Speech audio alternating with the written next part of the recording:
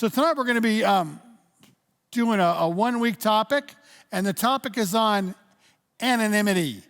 And if you can say it, maybe you can teach it. That's what I'm hoping. But so most of us don't always get that word right. It's kind of like trying to pronounce Bible names. I had a teacher in seminary that was like, when you're doing hard Bible names or saying hard Bible words, do two things. Number one, say them rapidly.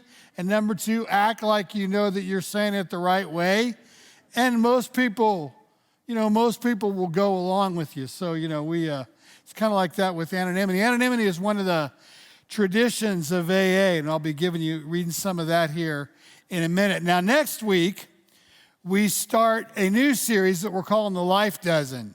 And that series is going to take us all the way from step 1 all the way through step 12 in consecutive weeks. We may take a week off here or there for one of the holiday weeks. I'm not sure, but it is something that we do every year because we believe that is a foundational piece of what we do here. And even though we know that they're an overview, we like to be able to do them as a group once a year.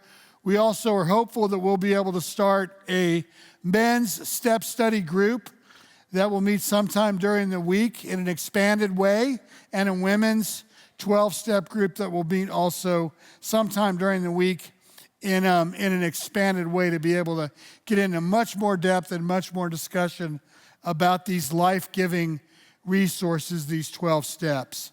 So all of that is coming down the pike, and as I was saying earlier, be praying and looking forward to, I hope, us to be able to add additional pieces of what we normally do back into Thursday nights. But I'm excited that we got back to where we were in July. So anonymity. Anonymity is the spiritual foundation of all of our traditions, reminding us, and here's the part, reminding us to place principles before personalities.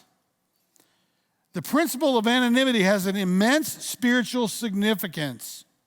It reminds us that we are to place principles before personalities, that we are actually supposed to practice a genuine humility. A genuine humility. Do you think it's possible that you can lose a sense of humility when you're in the middle of crisis? And think that through for a minute, and we'll get into that in a second here.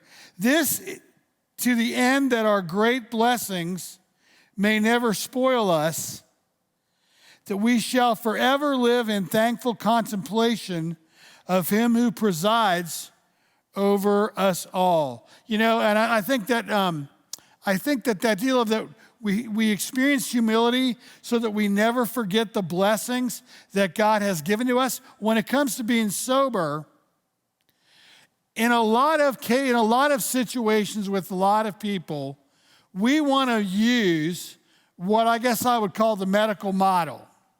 And the medical model is you break your leg and you go to the orthopedic guy. And if it's broken badly enough, you got to get a pin in it or whatever, right? And he does a little surgery, but from then on, you're on the mend, and 2 months later, your leg is pretty much good, and a year later, depending on your age, you don't even remember that happened to you. Or if you do, it was a bad thing, but now it's over, and now it's fine, and you're back, you and your leg are back in charge and back in control, and you are declared fixed. Or you are declared healed. Well, sobriety isn't like that.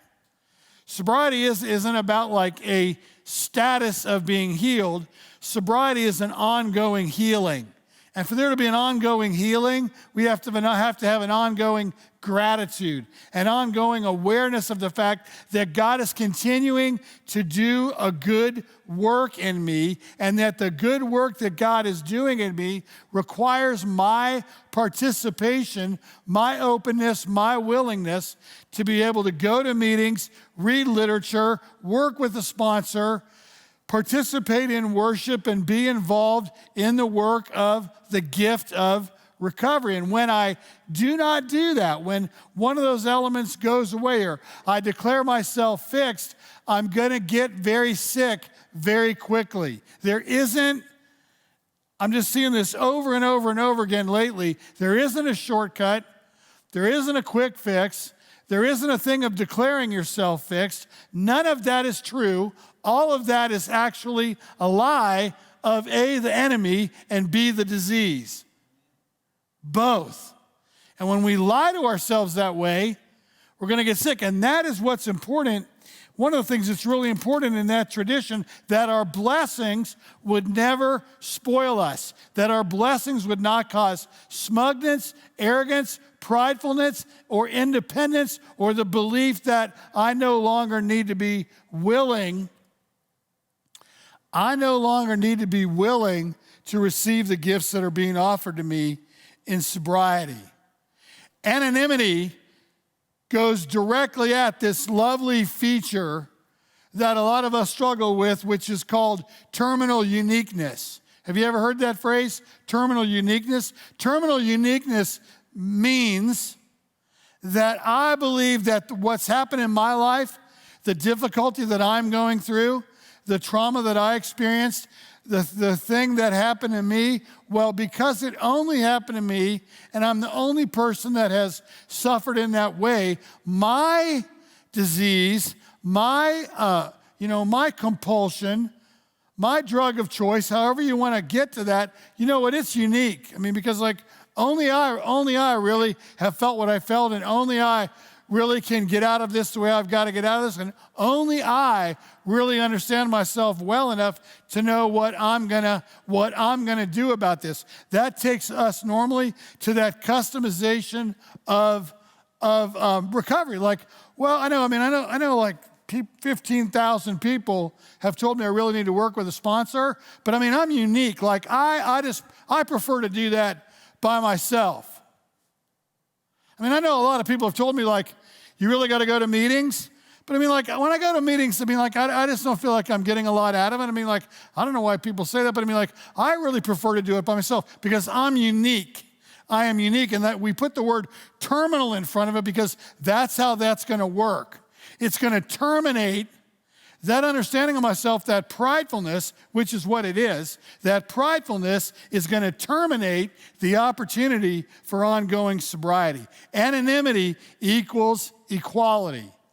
I'm not different from the person beside me who is in recovery. You know, I discovered very early in my own recovery when I would, and it was reluctantly, but I would reluctantly go, every Saturday night I would reluctantly go to an open speaker meeting, an AA meeting, open speaker. It was at Concord United Methodist Church, which I wasn't Methodist then, but it was at a Methodist church in Concord, North Carolina. And that meeting was about at 7 o'clock at night. And there were 300 or 400 people at that meeting every week. And I would go to that meeting because I wanted to hear stories to try to help me to understand what was happening to my loved one, to get some insights into her and what was happening to her. I was looking for tools. I was looking for skills to deal with her. I was looking for tips. What happened? It didn't take me very long of going to that meeting to realize that I was in no way terminally unique, that my situation as a guy that had, young kids and all that going on, that was not terminally unique. That was not like unique to the room of 300 or 400 people. My age and the age of my kids wasn't unique. The fact that I was a guy and my loved one, my spouse was the addict, that was not terminally unique. All surprises. But the biggest surprise? The biggest surprise was dealing with my own pride of the fact that what was being discussed in those life stories sounded an awful lot like a lot of stuff that had happened to me. And what I realized going to speaker meetings was I may not happen to have the compulsion of alcoholism or drug addiction or whatever. But man, do I ever have the components in my spiritual life and my emotional life of compulsion in general? Do I ever? It's just my compulsion of choice. In my case, codependency was different, but everything else that I heard in those rooms, everything else I heard in those speaker meetings was speaking right to me, right to my broken heart, right to my difficulties with God, right to my stuff. And what I learned in those rooms was that anonymity really equals equality. I learned that I was equal with everybody in that room. I learned that I was not different. That is what I learned. What does anonymity teach me? What are some critical pieces of what I learned through this principle? I learned several things. Number one, based on the understanding of equality and based on blowing up the feature that a lot of us hide behind of terminal uniqueness. Like I used to do spirituality groups for a treatment center and did it every week. And I this particular place where I worked had a program that it was called for impaired professionals. For impaired professionals. And so I was there for a few months. And so finally I asked somebody who was one of the principals at the treatment center, I'm like, what do you all do differently in the recovery programming for the impaired professional group? And that would be like pharmacists, doctors, nurses, pilots, flight attendants, attorneys, all that. I go, how is the program different for the impaired professional group? She says, it's not different at all. We use the exact same recovery principles that we use for anybody else. After all, there is only one set of those. There is only one set of the 12 steps. It isn't like there's 12 steps A. There's 12 steps A for doctors, 12 steps B for nurses, 12 steps C for moms, 12 steps D for dads or lawyers. She's like, there's 12 steps. The 12 steps are the 12 steps. And I'm like, so what is unique and different about the impaired professionals program? She goes, it's the title. We put it on our literature and we have it available because we believe people will go there more easily. That's what we do. Because she goes, we're counting on the pride of that segment of people to believe they're so different that they could not go to a program other people could go to. So we put in there impaired professionals. So what are things you learn out of this equality capacity of anonymity? Well, number one, I learned that there really are a lot of people in this program that I can trust. There are a lot of people in this program that I can trust. How do I know that? Why do I believe that? Because if I listen and if I'm open and if I'm available, I realize that everybody who is struggling with life and a compulsion is just like me. There really are people I can trust. Number two, that's what I've been talking about. I learned that I'm not different. You learn that you're not different. Number three, this goes right to pride. I learned to trust and to accept program over personality. I learned to trust and accept program over personality. I'm going to give you an example.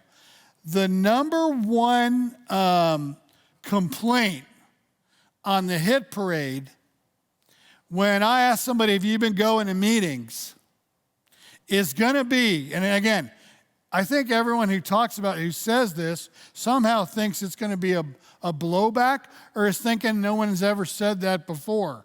That's our terminal uniqueness. But what I'm going to hear is, the thing is, I don't really go to meetings anymore. Tell me about that. When I go to meetings, I mean, I feel like everyone there, they're just talking about wanting to get high, or, they just got high, or they have stuff available to get high or whatever, but it's like, it's not a good environment for you. And I'm thinking like, you mean like the environment that you're going to have to get used to every day, all the time in the United States? That environment? You mean like, did it ever occur to you that the reason that you're working with the principle of the fellowship of going to meetings is because maybe it would be true that if you're going to that meeting, you will begin to learn how to handle environments like that might be challenging, and learn how to trust people with sober time in that room to help you walk through that, and learn how to live in a place where that kind of stuff is going on and available, because you're not going to be able to find a place easily in the world where that isn't happening. Program over personality.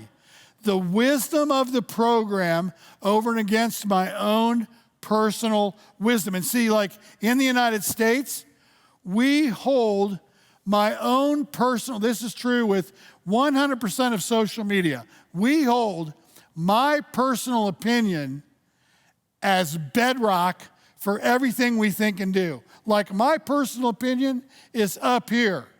And if I said to you, well, here is the professional data contradicting your personal opinion, here are 7,000 other professionals and 7,000 other pieces of data, program over personality, that speak to what you're saying as not being legitimate. Here's us in America. I don't care.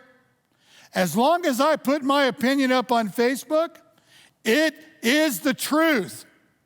Because my personality is far more important than the program. And that is why we stay sick. And that is why we don't get sober. And when we begin to customize how to get sober based on our personalities, we're going to stay sick. This program pushes on anonymity, the stricter understanding of what this is all about.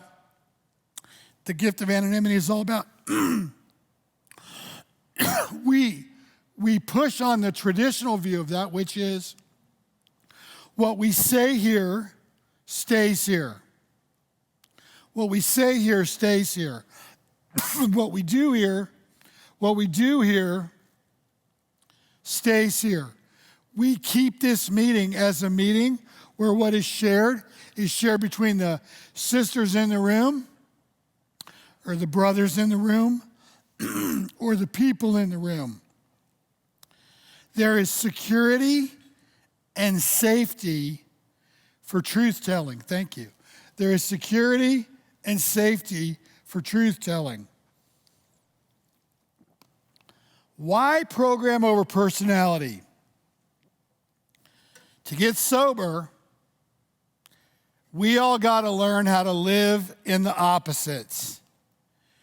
We want to believe that success looks like popularity, and it looks like vanity, and it looks like ego. And it would be coming from anyone, and it will be coming for anything. Living in the opposites says this, is that active humility is freedom, and that God always lands in the one spot.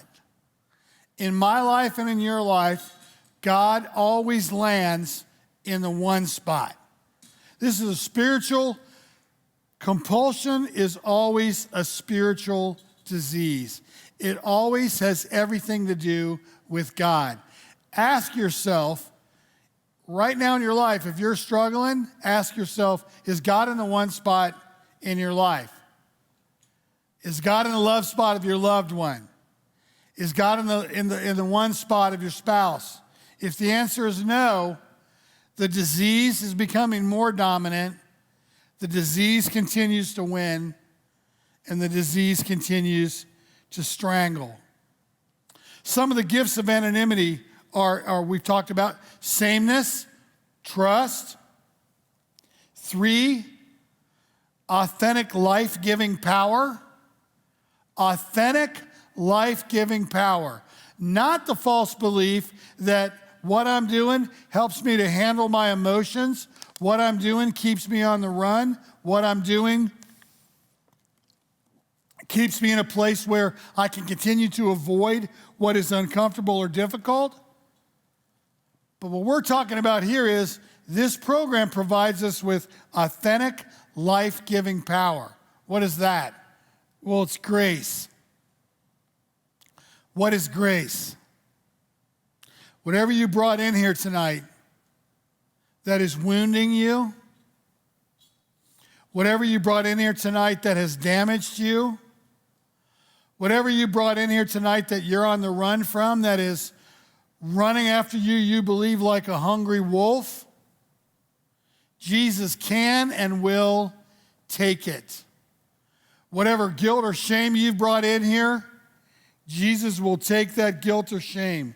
He will take that sin. That is what grace says. You don't need to fight alone anymore. That's the power of grace. You have an advocate. You have a friend. You have a warrior. You have a king. You have a resurrected Jesus who is on your team, on your side, and tonight is ready and willing to fight for you. So I want to share a scripture with you. Jesus is being asked by some people, who are you really, and what do you stand for really, and why do you keep trying to talk to us about, what's broken in us? Why are you doing that? They're basically using that principle of, terminal uniqueness. You don't know, man. You don't understand. We have famous descendants. We have Abraham. In their case, I go, we have Abraham as a famous guy. He's a famous descendant. He's our guy. Why are you acting like you got to be the guy? And so John the Baptist is there with Jesus in this story. John says this, no one can receive anything unless God gives it from heaven. You yourselves know how plainly I told you, I am not Jesus. I am not the Messiah. I am not in charge. John's far into what we're going to talk about next week. Step 1, I am powerless over what is happening to me. I am not the Messiah. I am only here to prepare the way for him. It is the bridegroom who marries the bride, and the bridegroom's friend is simply glad to stand with him and hear his vows. Therefore, I am filled with joy at the success that Jesus has. It is the bridegroom who marries the bride, and the bridegroom's friend is simply glad to stand with him and hear his vows. Therefore, I am filled with joy at his success. Jesus must become greater and greater, and I must become less and less. John 3:27 through 30. I don't know. It's been quite a while since we've been able to be in this room together. And I don't know what has happened to everybody. But I do know that there's bound to be a lot of pain in this room tonight. And I do know there's bound to be a lot of running in this room tonight. And I know there's got to be a lot of survival in this room tonight, where we've been trying awfully hard to somehow figure out a way to make our plans and our ideas and our remedies and our solutions more and Jesus less. And so to finish off this message, what I want to do, I'm going to ask if we can play a little background music while we're doing it, but we haven't been able to offer up white chips in a long time here in this place, and I want to be able to share white chips tonight. You receive a white chip when you get to a place in your life where you say, I'm sick and tired of living the way I've been living, whether it's the way you've been in a relationship, whether it's drugs, whether it's alcohol, whether it's sex addiction, whether it's gambling, whether it's food, whether it's anxiety. If you're sick and tired of living the way you've been living, and you realize that all of that has become more, while Jesus has become less, and you want Jesus to become more, I want to invite you to come up and get one of these white chips, and then when we finish with that, we'll close tonight with the serenity prayer. Thanks so much. In Jesus' sweet name, amen.